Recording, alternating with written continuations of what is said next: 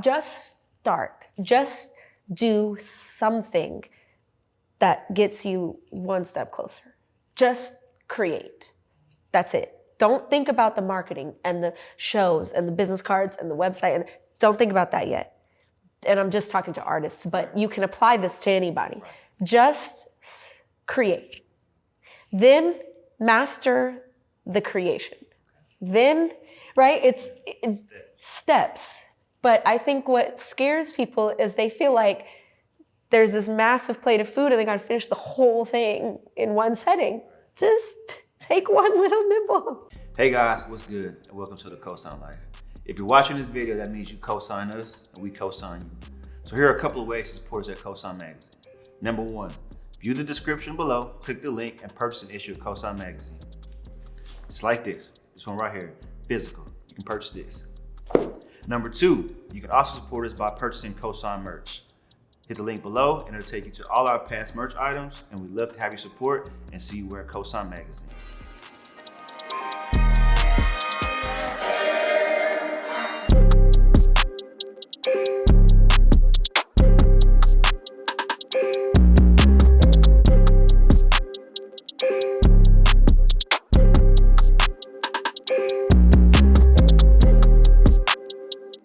What up, world? Thanks for tuning in to another episode of COSIGN Conversations. Today we have Marian Mekhail here today. She's an artist, an artpreneur, I would say. She's been featured on a number of publications, websites, media companies. And today we're going to be talking about your story, how you got to where you're today, and some of your recent work that you've done. How are you doing today? I'm doing great. Thanks so much for having me. Thank you for coming. Thank you for coming. Sure. Before we get into it, I always like to start with the backstory, right? Okay. So kind of tell us who a young Marian was and what she was doing and when you actually got into art. Okay. So my art journey, I've always been artistic as a kid. I think we all kind of dabbled in art as kids. When I was 13, my dad asked me to pull out these drawings of his because my dad studied architecture. Okay. And so this was before AutoCAD existed, which is like the software that architects use now. So everything had to be done by hand. Okay. So when he showed me his architecture drawings, I was blown away by his line work and his shading and all that stuff.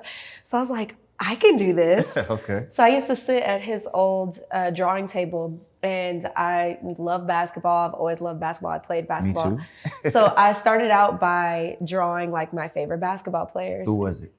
And what's so funny now is like 18, 20 years later, I'm doing pieces for some of the biggest names in NBA. So it's like it was written. Yeah. But I would say back then I was drawing like Jordan, Kobe. I used to draw like Iverson, Chris Webber. Just all the guys. You knew the greats. D-Wade, and then in high school, I took art class. You had to pick an elective. Right.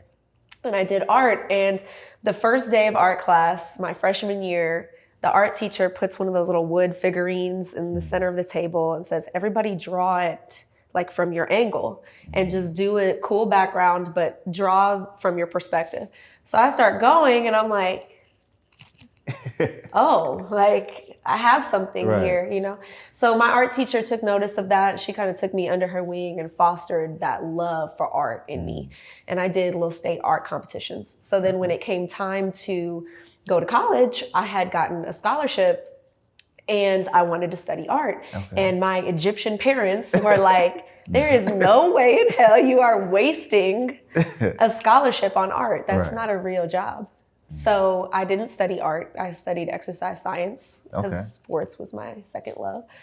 And I worked, and to keep it brief, I worked many different jobs, in my, teens and 20s. And ultimately I landed in operations management, and I did that for 7 or 8 years in the corporate world. But art was always in me. Right. It never leaves you. So I kept doing it, and then I started to grow it as a business, and then here we are. So, that's the very abridged version. That's the synopsis, the summary of it. Yeah. Okay. So kind of talk to me about that first piece. So at COSIGN, we always like to talk about that first COSIGN who kind of helped catapult our career or let us realize that our dreams are possible. So kind of talk to me about that first piece that you made that I guess as an adult, that you kind of realized, let me take this more serious and pursue this as a business. Do you remember what that piece was? Well, the first piece I ever sold, which I think is like stamps you as a professional now because you're being paid, was 10 years ago in 2012. But that's not the piece that said, let's like do this as a business. I think the piece that truly said to me, okay, I think actually we're gonna like take the leap soon. I had been building towards taking the leap and leaving my job, but you know, it takes time. The piece that I think was the catalyst or the game changer was Zero, the rapper from Houston. He reached out to me and asked me to do a commission piece for him. Oh, nice. And drove from Houston in a Sprinter van to Dallas to pick it up. Oh, wow. Not me taking it to him, which was, and I think that kind of changed the trajectory, like truly, you know, catapulted it. I think that was the moment where I was like, all right, I think we're gonna. I got you. So kind of talk to us about, cause we're a community of like creative entrepreneurs. So you describe yourself as Artpreneur, right? So this is kind of one of our first conversations with the Artpreneur fully. So kind of talk to us about that. Like, how's that process like, and how the transition, and what it all takes to be an Artpreneur? Because I know it's way more than just creating. So kind of talk to us about that. Yeah, I always title myself as an Artrepreneur. It's one of those things where it's like, if you don't want to be caught in that stigma of being a starving artist, you have to know how to run it as a business. And I think most artists want to just create, when truly only about 30% of what you do should be creating. The rest of it is all about understanding your audience, understanding how to market, understanding, you know, tracking your expenses, understanding all, you know, that entire piece of it gets missed. What I would say is, I mean, my personal journey was, I knew I wanted to leave my job, but I knew I wasn't there yet, right? Be intentional and be strategic about the risks you take, right? So it took me 4 years because I wanted to build up enough capital, enough funds that was gonna last me not 3 and 6 months worth of bills, but really last me so I could really do this. Because anybody that knows entrepreneurship, artpreneurship, regardless of whether it be in the creative field or not, everyone knows there's great months and there's terrible months. And you need to be prepared for those terrible months. For sure. You need to ask yourself about how you're going to handle insurance. You no longer have health insurance with your job, right? You may not have had it before, or you may have been blessed to have it and now you don't have it anymore. Paying for insurance out of pocket of your, like with your own. Oh yeah, I know. Whew, right? 401k, what are you going to do about your what's your retirement plan now that you're, think about these kind of questions and make sure you have the answers for them before you just jump and take the leap. Now that's me personally. Some people are a little bit more courageous and brave. I wanted to make sure I had answers for all those questions before I took that step. Got you. So as an artist, do you feel like you create your audience, or your audience finds you? Ooh, that's a great question. A little bit of both. Okay. But I think if you are smart in the beginning, is you need to dictate what your audience is rather than it find you. If you aren't as intentional about it, then it's just going to be what gravitates towards you. And then if that's not necessarily what you wanted, you kind of have to do some work to transition it. So I would say in the beginning, be intentional about who your audience is, because otherwise you may get pigeonholed into something you weren't intending to, you know. That makes sense. So who do you say you create for? Because I feel like I'm not the most well-versed when it comes to art, right? But I feel like a lot of times people try to label artists like they're this type of artist, or they make art for, you know, these type of people. Who do you say you make art for? I feel like I make art for any and everyone, but truly I make art for those who want to learn something, who want to feel something. So I feel like a lot of times people gravitate towards very simple, easy art. And a lot of the times I call it like Soulja Boy art, right? I am more of a J. Cole artist. I want to teach you something. I want to give you references, historical, literary, personal, that all tie into something that any and everyone could feel and understand. Gotcha. I do tend to always create or portray things because I am a woman from a female perspective, and I like to create for women because a woman is who helped completely transform my life, right? A Black woman is who completely helped me change my life.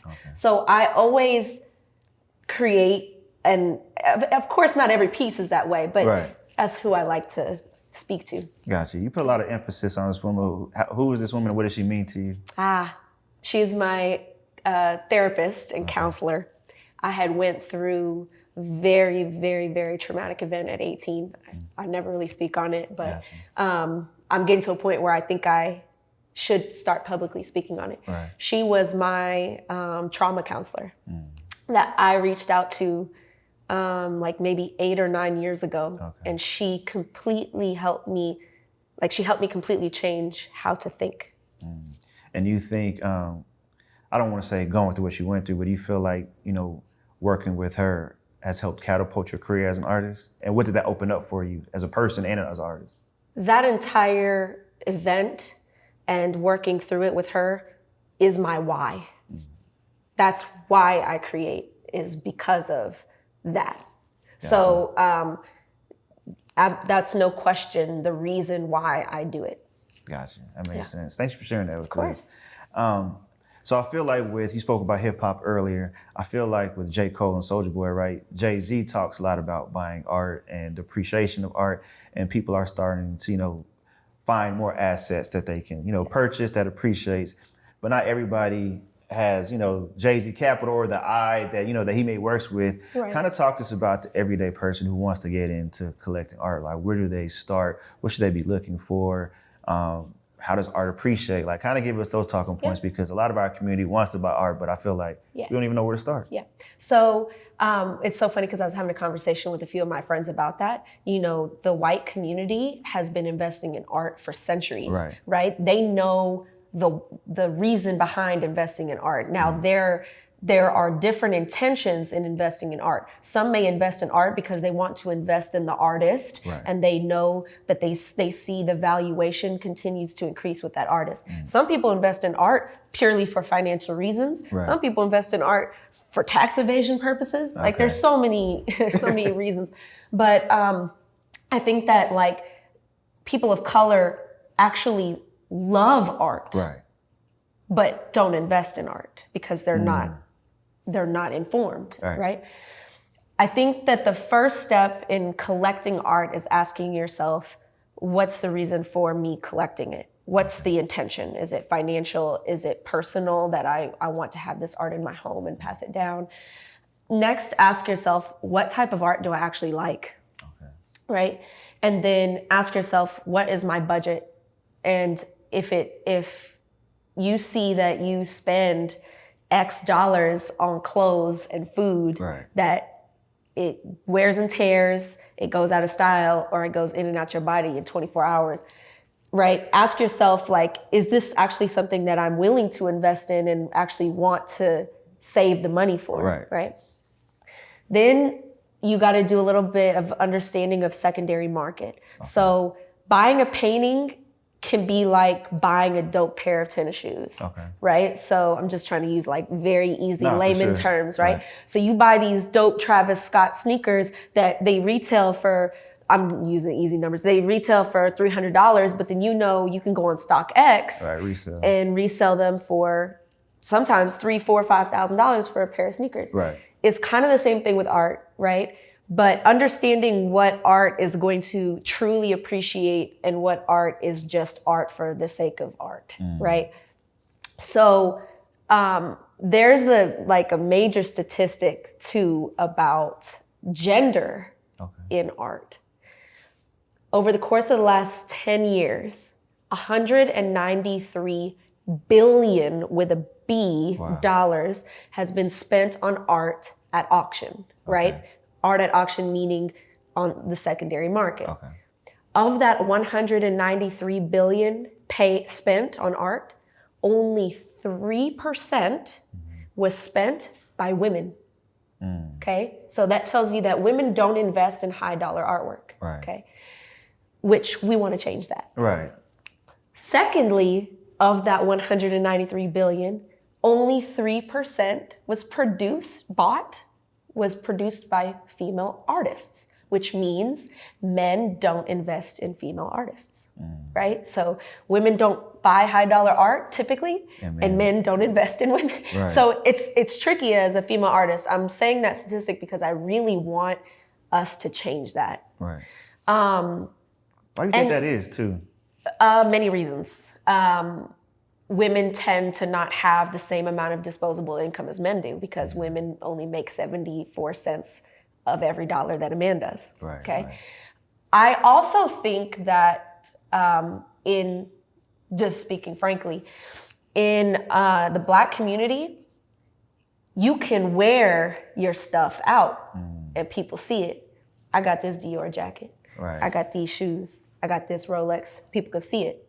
But with a piece of high value art, that stays in your home or in your office or you can't walk around and say, right. I have this $5,000 painting. You can't, right? So there's that piece of it where it's like, we want to show our value and our worth to the world. I got this Benz and you see it, but no one wants to, right, invest it into. Yeah, I had a friend say that he like, man, a lot of times the Black community, we wear our wealth, right? Yeah. And that's what we do. That's actually a great point. Yeah, but you might want to have your wealth on your wall. Right. And if you involved in some things, and somebody comes and raids, the house, they're not going to think about, right?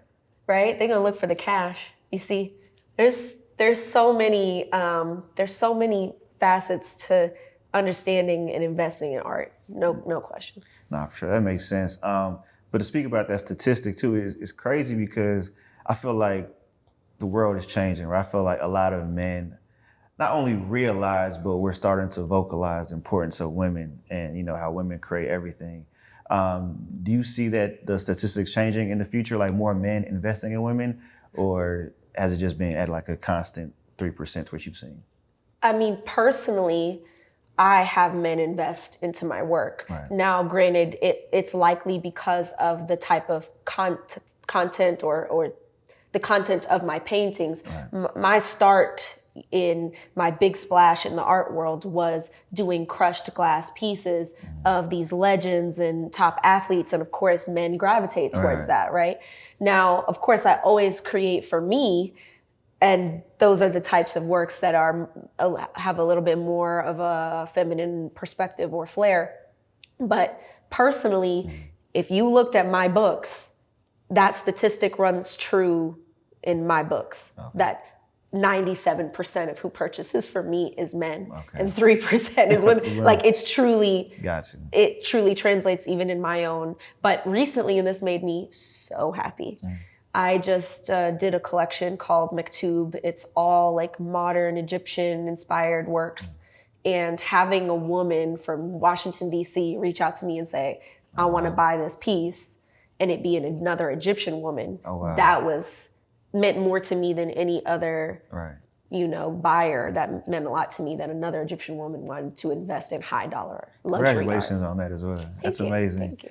But what is that journey like to be able to curate, I want to say, was your own show or your own viewing? Because I know that's a lot of work, right? Kind of talk to us about that because, we tend to go to, art shows and we'll see it, but we don't know everything that takes to make that happen. Right. So kind of talk to us about that.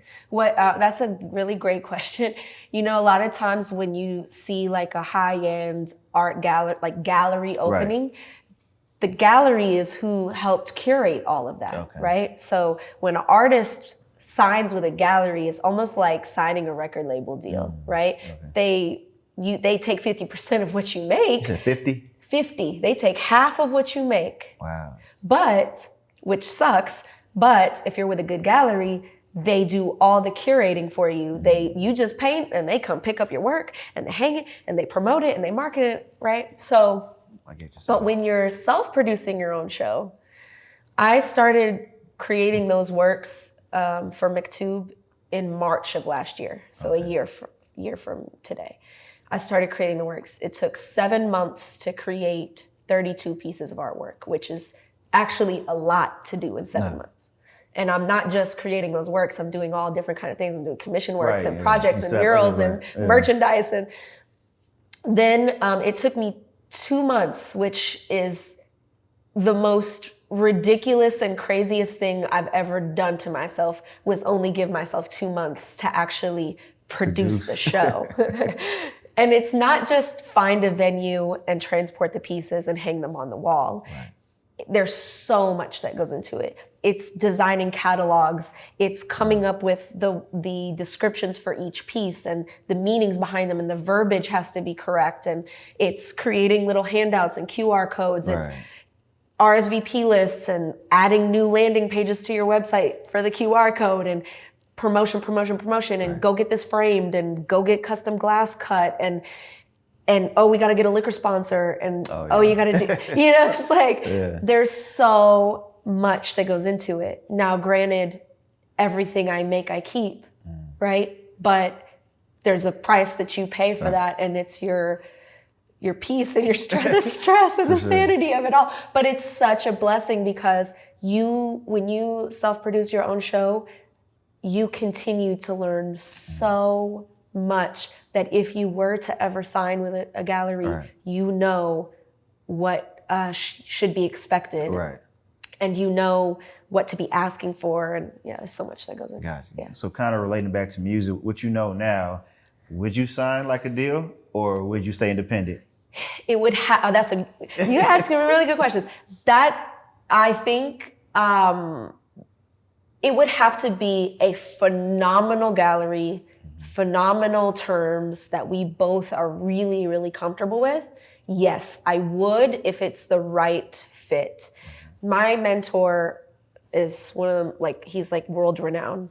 He's in museums, he's being taught in art history as he lives. He's a big deal. He's signed with this gallery in New York. Okay. Now, yes, he has to give them 50%, but what they do for his business is so substantial that it's worth it. Okay. They pay for his studio. Oh, wow. Right? So they pay for his monthly rent for his studio. If he wants to get something framed, they pay for it. If he wants to they pay for his PR. Oh, wow. His publicist, and they work with one of the top PR firms in the country.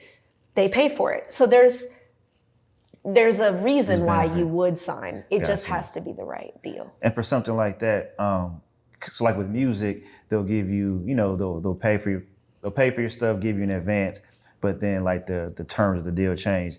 So with something like that, when you sign and you're at this level, do they still do 50%, or is it they'll take a little more because they're paying for so much more? They'll do 50%, but there's always stipulations. Right. So, every deal is different. Right. Every deal is different. Yeah. That makes sense. So let's talk about the people who have purchased art. You have a long list of athletes. Kind of talk to us. I don't want this to come off wrong, right? So a lot of times people, when they first buy art, right, it's always of themselves. Yes. Which, is okay, but I see this all the time. I see, even friends that I know are the painters, they'll paint somebody, they'll create something, go to the show and try to give it to the artist for... Never do that. For exposure. Why do you say that? Never do that. Okay. That is completely cheapening your brand. And I know a lot of people do it, and I personally know people that do it. Right. You will never catch me ever paint a piece for somebody and pull up on them and give it to them for free just for the exposure. That's not going to ever get you. It depends on your goals. Right, okay. Everybody's goals is different. My goals is to be established as a, luxury contemporary artist, period. If your goal is to make money quick, maybe. Okay. But ultimately, that's not the right play, because it doesn't show any value. It's showing that you are... Now, I'm not saying don't ever do a piece for somebody for free. There's certain strategic moves that you should make to donate a piece, or to...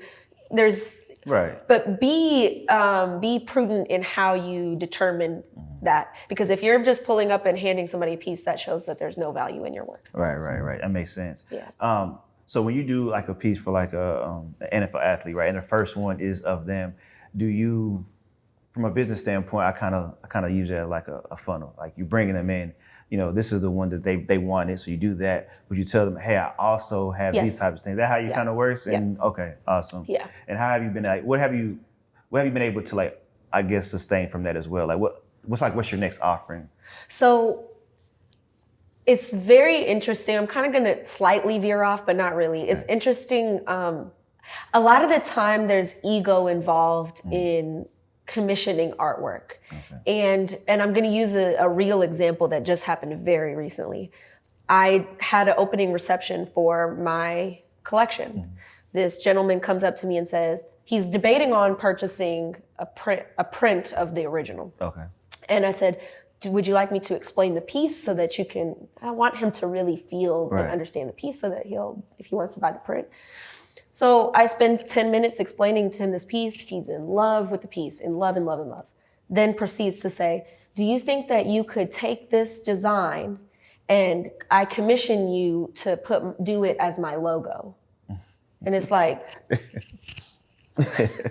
no, no, you love the piece, right? Why would you want to take the meaning and the beauty in the meaning of that piece and remove it to put your logo? That's ego, right? When someone wants a commissioned piece to commemorate their career or etc., as an artist starting out, it's often you have to do commissions, right? That's just how it goes. You gotta eat. Right? But at some point you have to transition it from being, 70% commissions and 30% originals and slowly switch it, right? And when someone purchases a piece of themselves or a family portrait, etc., establish a high price for it. Okay. Because otherwise it's not worth it to continue doing commissions if you're not going to make it worth your while, right? Eventually, though, you have to get them to see and understand that truly you're an artist. You're not an order taker. There's things in your soul and in your mind and in your heart that you want to put out onto canvas. If they truly appreciate your work, you can get them to understand that and buy into what it is you want to put out there. If they don't truly appreciate you as an artist, they won't. And that's how you filter who's... Got you. So as an artist, do you think you should spend more time educating your clients or selling to them? Educating. As an artist, your duty on this earth is to educate. The money will come. Okay. If you educate them, and not just educate in like let me teach you about X or Y or Z, specific, let me teach you about history or culture or whatever. No, if you teach them to see beauty in something, if you teach them to feel something that maybe they were trying to suppress, that's what I mean by educate. Okay. Yeah, I would say educate first and foremost. That makes sense. I feel like people do need education but sometimes when you're working with like a high profile client, right, a lot of times you just want to sell, whether it's art, a business, whatever it is, you just want to sell. But in order to make them reoccurring, like there's only so many self-portraits or family portraits you could do, right? So you should spend time educating them so that they have a wide variety of the love of art and then could work with you for, another variation of that or, buy into your originals. Exactly. But I also want to get serious for a second, talking about, men when it comes to art, right? So we live in a world, where men always try to put their ego first, right? And, when working with women, they'll see an attractive woman and it starts off maybe about art or business and they use that as a segue in, right? I'm sure it's happened to you plenty of times. How do you handle that, like in a professional way, but still work with them? Or is it more automatic, like that's a turn off, I can't work with you? Like, how do you balance that? Okay. That question is just like story of my life. As a female artist, as a woman, you have to be able to sniff that out very quickly, and they will make it very evident. Right. There's a certain level of, I don't want to say, the word is not flirtation. There's a certain level of like entertaining, if you will, of like, that, but you just kind of, right? If they make it so very evident and clear, I nip it in the bud right then and there. Yeah. Either you're going to purchase and you want to work with me because you want the art, Right. or that's that. I cannot tell you how many interactions I've had to deal with when it comes to this very topic. Will you come to my house? I want to take you horseback riding on my house, and then you tell me which pieces that I should have in my home, and you tell me where I should, and it's like, yeah, I don't need to do all that. No, absolutely not. Like, oh no, can you come out and take some measurements? And okay, yeah, my assistant will come. Oh, can you do? Okay, yeah, you'll have to pay a $200 per hour consultation fee. That'll turn them off right then and there, right? I've had a man say to me, this is so disrespectful, I'll give you a $5,000 deposit for a piece right now if you come home with me. Damn. Like you think what do you think I am? Right. I'm not for sale. The work is for sale. Right. Do you want the work? What does it take for me to get a date with you? What piece do I got to buy to get a date? What print do I have to buy to get a print? Bro, a print? Yeah. You know, like it's so disrespectful to use a woman's business or services to try to, and I get the intention. Like I get it. It's like, okay, yeah, I'm going to invest in her. I actually do want the art. Like I'll take the art too, but let me see what, like I get that could be a good segue into, but that just tells me you don't actually respect the work, you know, and I don't want to work with somebody that doesn't respect the work. No, it makes sense. And as entrepreneurs, you're already walking a fine line, but what do you educate men on the proper way if they did want to buy art, but was also interested? Not making this about dating, but I feel like men do need education on like how to work between the two, or just keep it one or the other, or do you feel like there's ever an opportunity to where like they can do it in a different way that won't be as, you know, such degrading or disrespectful? Well, I guess the question is first, do you want the date or do you want the art? The art first. You want the art first, right? Okay, well then start with that and don't make anything about what your intentions are to get to know me or take me out or whatever, right? Start with showing, hey, I actually really love what you do. I think you're talented and I want to invest in it and I want this in my home. Don't start or lead with anything about that, right? And if there is a natural connection there, it will be evident or not, right? And then from there, hey, I saw that latest piece that you did. I think that was really great. Hope all has been well. Slowly chip away. If she shows interest in her responses to it, then elaborate further and say, oh, you know, hey, I was wondering. But don't just lead with that. That's like, I don't even want to bother. Yeah, it's tacky. It's really, really tacky. Nah, amazing. So take notes, guys, out there.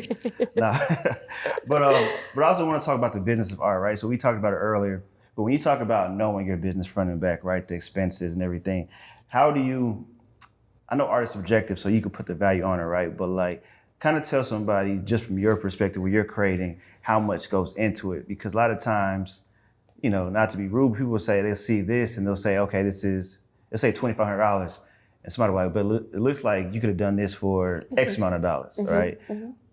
Outside of just the expenses it costs to create that, kind of talks to us about everything, like how much you have to put into actually that, buying the stuff, then the time to creating it and all that, because it doesn't just, you don't just create art in an hour. Like how much time and energy and effort goes into, one piece of your original work. Absolutely. It's so funny because I just posted, before I walked in here, I posted a video of me at the art supply store, picking out supplies at one of my favorite art supply stores here in Dallas called Azel Art Supply.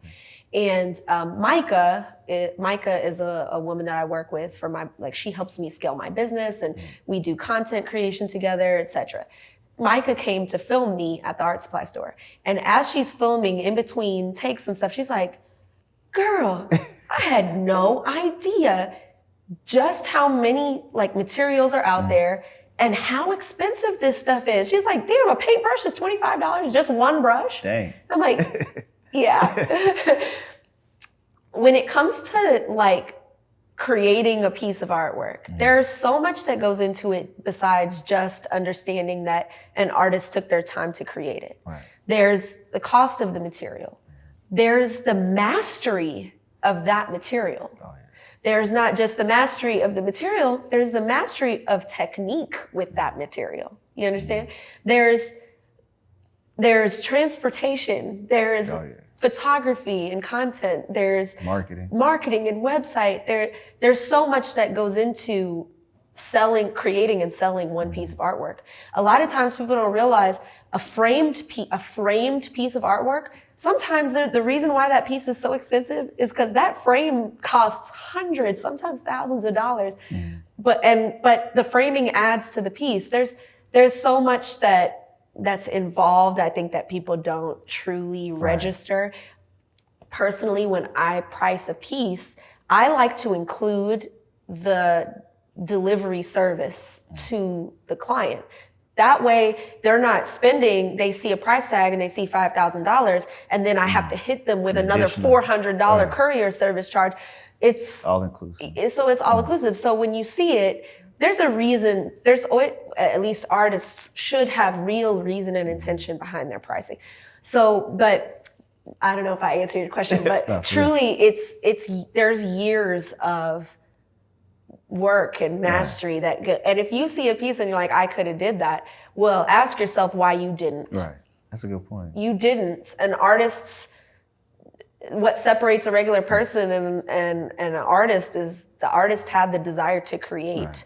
You didn't create it. And when I've done a long time ago, I did one of those paint and sip classes for a friend. She wanted one for her birthday. So I hosted it. And we're doing what, in my opinion, is very simple because that's what I do every day.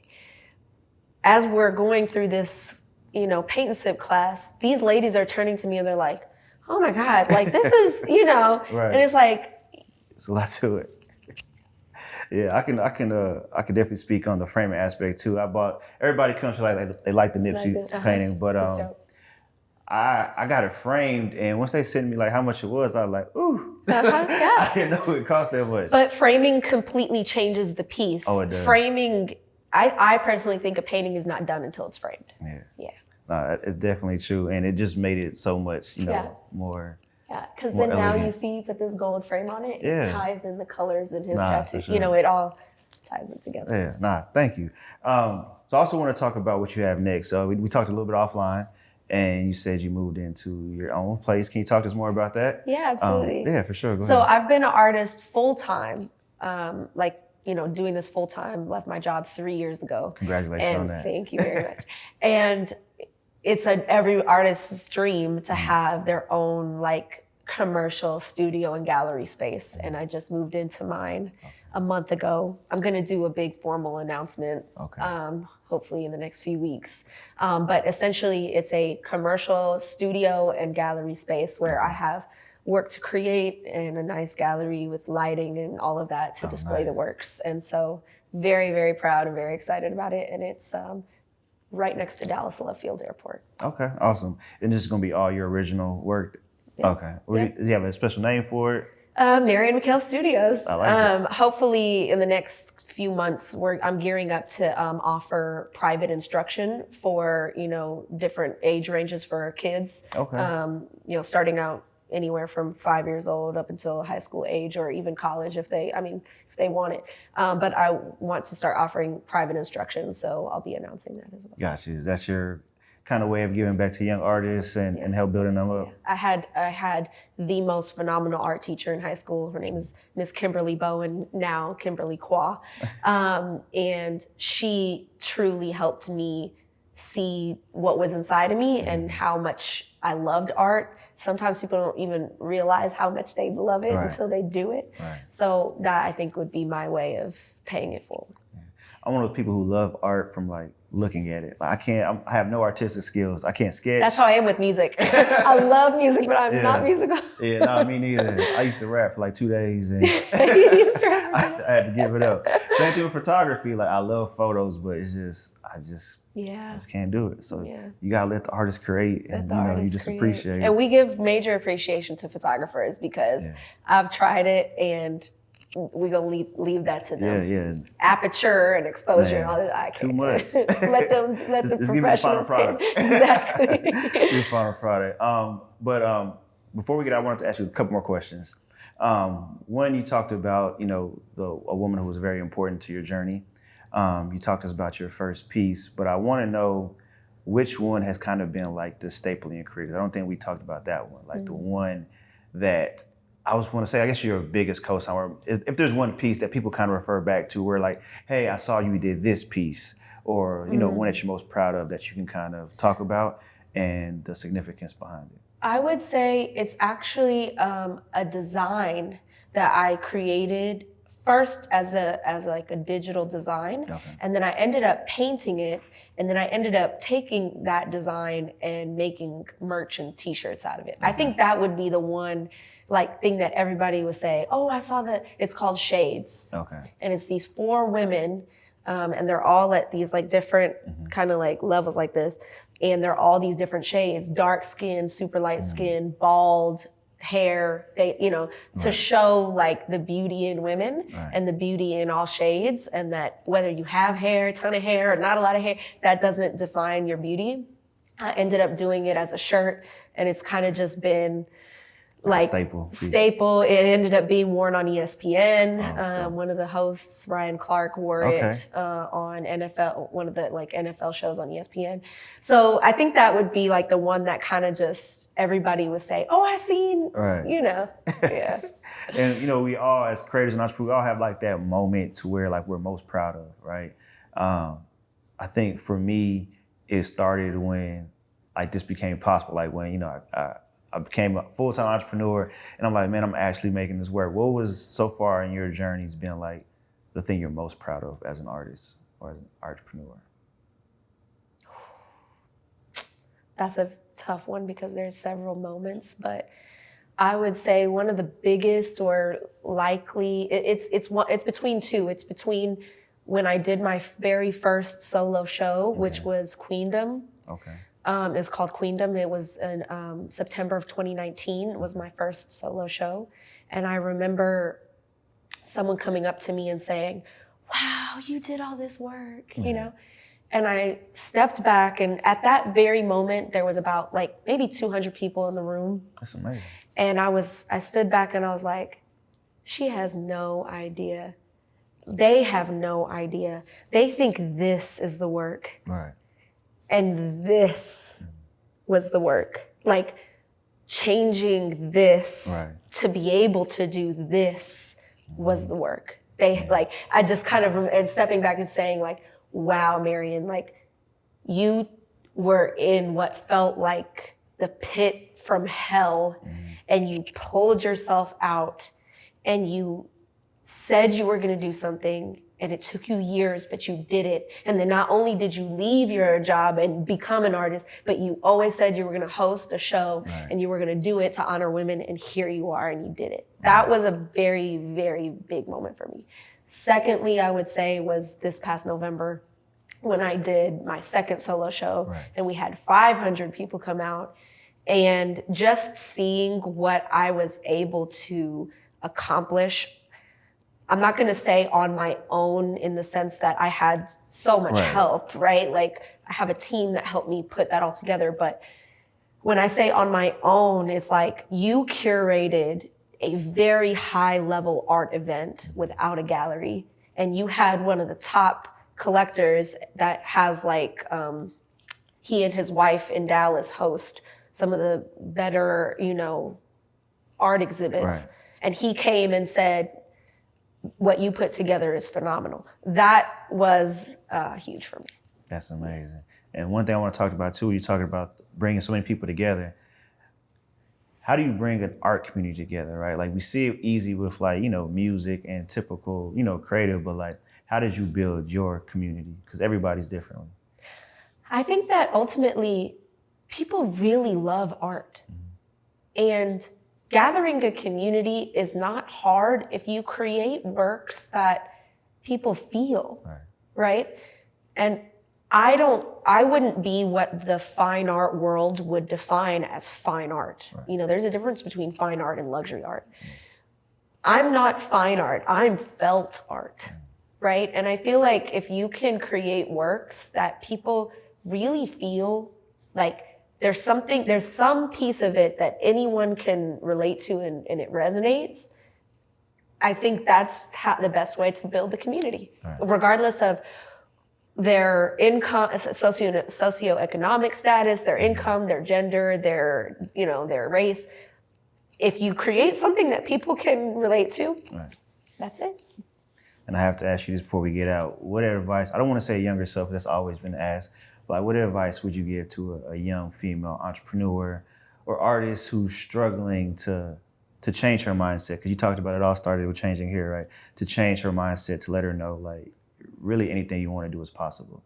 Because I do believe that it does start in your mind. It's a mental thing, right? Like some people say they want to do this, but they don't believe that they can do it. So what advice would you give to that young woman right now who's watching? What I would say is what hinders everyone is fear. And on the others, and Will Smith said this, on the other side of fear is bliss. Right.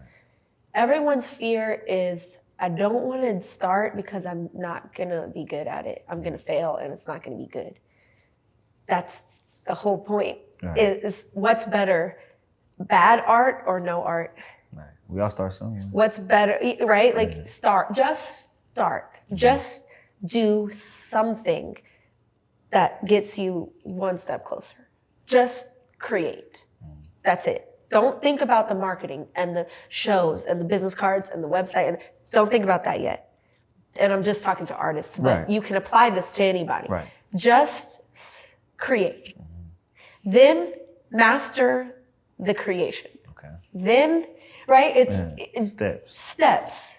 But I think what scares people is they feel like there's this massive plate of food and they got to finish the whole thing in one setting. Right. Just take one little nibble. Right. That's it. I think that would be my advice. But also, I think it's just that I think personally, I used to let one bad day become 2 and then 3 and then 4 and then if it's a bad day, just let it be that one bad day.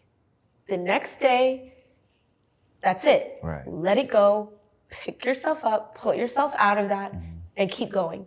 Don't let one bad day become the whole week and then the month and the year. That's actually great advice. Yeah. That's great advice. Before we get out of here, please tell everybody where they can follow your website. Okay. If there's anything else coming, just let them all know. It's your time right now. Well, you can follow me on Instagram at official Mayor Bear. It's Marebear, Mayor Bear. That's like my little moniker nickname, official Mayor Bear. Okay. And then my website is www.marianmekhail.com, and we can. I know that might be hard to spell. And then. What else? What other platforms? I mean, I'm on LinkedIn, I'm on Twitter, I'm on all. Just go to Instagram and click the little link, and it'll give you all the things. Shout out to Linktree or Link in Bio. Yeah, exactly. And then coming up, I'm going to be doing a big grand opening for the studio and gallery space, and announcing that. And then in about a month or so, I'm going to be showing at, it's called the Other Art Fair here in Dallas. It's a big collector's fair. It's higher level art fair. It's going to be at Dallas Market Hall. Okay. So I'll be showing some works there. So that'll be good. Get your tickets and come out. Yes, that's amazing. Thank you for your time. I appreciate you. And please make sure y'all stay tuned. And as COSIGN Magazine, we co-sign Marian, and we hope you guys enjoy the episode. Thank you so much. Thank you. Hey guys, what's good? Thanks for supporting COSIGN Magazine by watching this video. If you really enjoyed this content, please subscribe, like, comment, and share.